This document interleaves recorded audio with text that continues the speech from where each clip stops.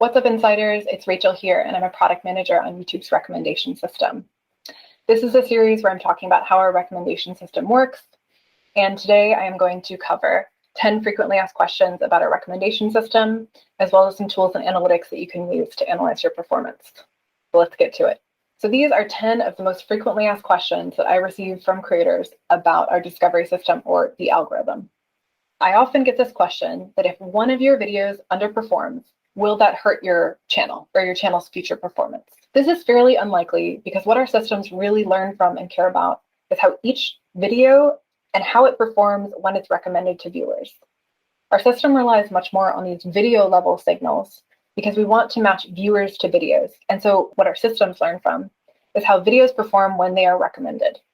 And so one video underperforming, very unlikely to probably hurt the future trajectory of your channel. Another important point is that videos would never be able to go viral if this wasn't the case. If we only looked at a channel's previous performance to indicate future potential, we would never have viral videos, and that would be a shame. And so individual video performance is what's most important. Okay, this one I've covered before, but does changing a video's title or thumbnail re-rank a given video in the algorithm? Yes, that actually might happen. However, it's not because our systems are identifying that you've changed your title or thumbnail. It's because they're learning from how viewers interact with a video in recommendations. So if you change the way that your video looks, viewers will interact with it differently. And if you change your title and thumbnail so that more viewers click to watch, your video could rank higher and receive more impressions. If you change the way your video looks and fewer viewers choose to watch, it may rank lower. So yes, it may change your video's rank if you change the way your video looks, like your title or your thumbnail, but the act of changing it probably won't make any difference. Okay, this one I know has been controversial. We've spoken about this before, but if you take a break in uploading, will that hurt your channel performance? We absolutely encourage creators to take breaks because we found there's no correlation between break length, the days between uploads, and the change in views after that break. What that means is there's no consistent drop in viewership for channels if they take a break. That's what we were really looking for when we did this study. Do we have a bias in our systems that could potentially mean that channels will miss out if they take a break? What we found is that there is no correlation. So this is not a guarantee that a channel might not drop after you take a break. Channels may increase or decrease. And what really influences whether or not a channel takes off after they take a break is, one, what's happening with their audience in between that time span. Do their interests change? Do they start watching more of other stuff? And then the second factor is how good your content is when you come back. Sometimes it takes viewers a little bit of time to get back into the habit of watching something. If you think of your favorite TV shows that have gone off for a season and a new season comes out, sometimes it might take you a few weeks to start watching it again because you were watching something else. And so when you take a break, there is a lot of things happening with your audience, but most creators just cannot keep producing the same level they can without feeling burnout at some point. And so breaks are absolutely essential for your own well-being and maintaining your creativity. Your viewers will be happy if you're happy too. Okay, this one is my video views or impressions are low, but it looks like viewers are engaging with my video just the same. My click-through rate and average view duration are totally typical. What's going on?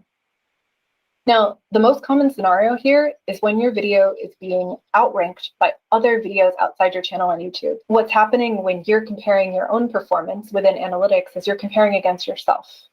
But the way our recommendation system works is we're ranking videos relative to all other videos on YouTube that a viewer might watch. So if this ever does happen, which is fairly rare, most of the time it'll line up with your own performance. But if your click-through rate and average view duration look high and your views and impressions are still low, the majority of the time what's happening is other videos outside your channel are ranking even higher for those viewers. Does monetization impact video discovery? No, our recommendation system does not know which videos are monetized and which are not. However, both our advertising and discovery systems pay attention to maturity of content. So does your video contain racy or sexual content, profanity, or graphic violence? Those signals are often used to inform, is a video relevant for a given viewer and appropriate for them?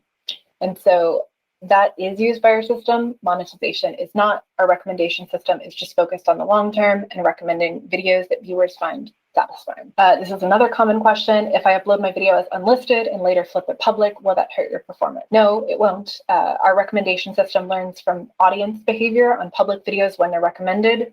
So totally use the unlisted feature. What matters for our recommendation system is how your video performs when it is offered to viewers in recommendations. Okay, publish time. Is it better to post early in the day, late at night? Like, when should I publish my videos? The publish time is not known to impact a video's long-term performance. The way our recommendation system is designed is to match viewers with the videos they're most likely to watch, regardless of when that was uploaded. Now, it can very much matter for live streams and premieres when you need your audience to be on YouTube to watch it because it has a limited time frame. And for that, we recommend using the When is Your Audience Online card under the Audience tab of YouTube Analytics.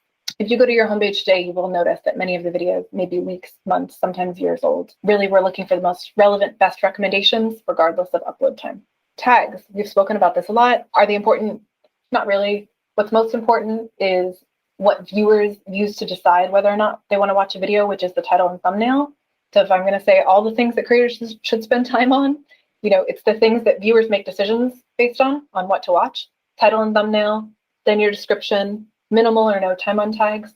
We mostly use those to correct for common misspellings. Channel location, like which location you set your channel in, that is not used to inform recommendations. So use whatever country you want. That's not going to inform which viewers are recommended your videos. Upload frequency, so how much do I need to upload? You shouldn't feel pressured to upload daily or weekly. Again, we did lots of analyses and found that views growth is not correlated with the time between those uploads. So upload how many videos works for you. Different audiences have different types of demand for different quantities of content, but you do not need to upload daily or weekly to be recommended. All right, so that's it for FAQs. If you learned anything from this section, focus on your audience and the algorithm or recommendation system will follow. We have a viewer-focused system. That's what it's designed to do. So the features in YouTube Analytics that I wanted to call out that will help you focus on your audience are the audience interest card, of course.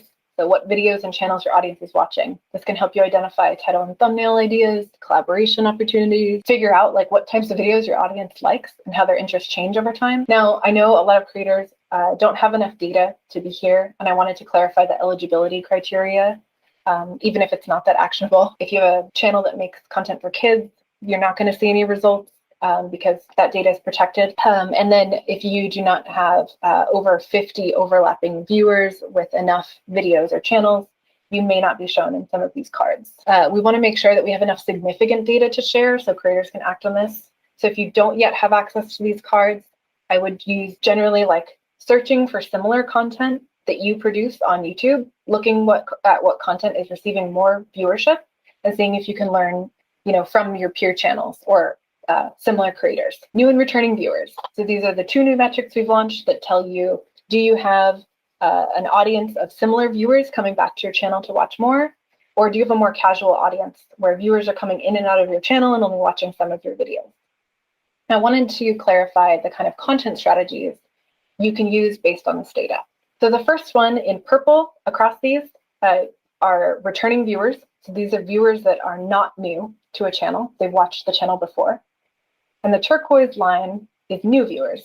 So viewers who are watching a channel for the first time, at least in the past year. So if your channel looks like this first example, where it's receiving most of its viewership from returning viewers and few viewership from new viewers, in order for this channel to grow, they're going to have to pivot their content to appeal to a new audience outside of their core.